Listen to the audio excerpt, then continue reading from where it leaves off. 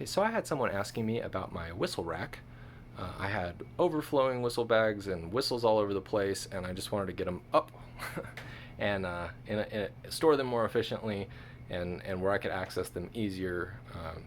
And so I built this whistle rack. So I had these 1x4s in my garage, and I clamped them together, and I used a miter saw, or not miter saw. I used a drill press to drill holes out just to the edge, so it kind of went through and left a slot. And then I used a miter saw to go in and cut that angle so that it left this nice place for the whistles to rest. And then I used the drill press also to make a line behind it, because I have some spare revule tubes and like a second set of whistles behind it. So I used the larger Forstner bit in the front and at the bottom, so I could store like the larger diameter whistles. This is a base A, and then after I got up to about here, and I switched to a smaller size, which the smaller size doesn't work as well. You can see like this is a Revule G, and it doesn't quite fit, but it works. It works very well for what I need it for, and it took me about an afternoon to make, and then I painted it, and I mounted it with, got a hole, put it on a nail, and another one down here to hold it in place.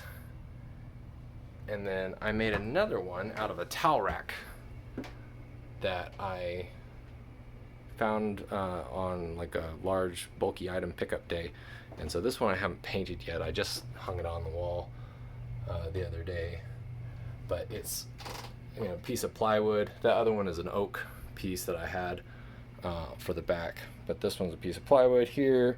It's a little thin scrap of plywood that I had here.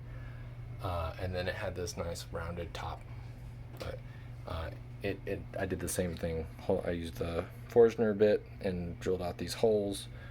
And then up here I switched to a smaller one.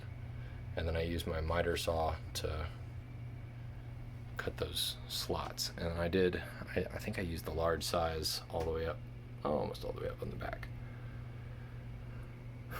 So yeah, it's been very nice to have my whistles up and out of the way.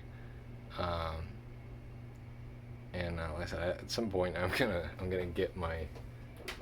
I still have more whistles than I can fit onto my racks, but that's because I've got a big whistle video coming up, so I have more whistles than I need. Eventually I'm going to start selling some of these to pare it down to just what I need.